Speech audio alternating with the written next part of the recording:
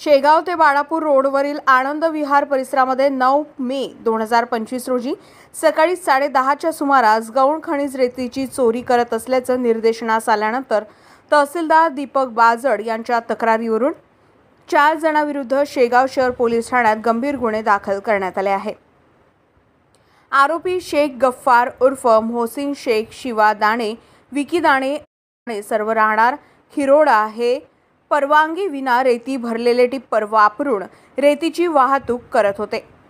कारवाईसाठी अधिकाऱ्यांनी थांबण्याचा इशारा दिला असता आरोपींनी टिप्पर भरधाव वेगात पळवत रेती रस्त्यावर टाकून दिली आणि घटनास्थळावरून पलायन केले।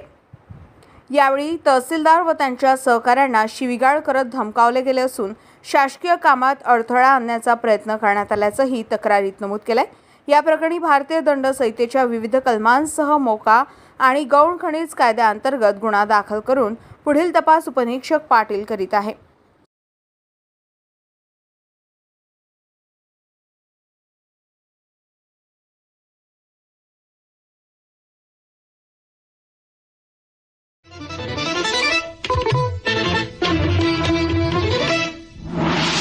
आपण पाहत आहात Akola Buldhana live news channel.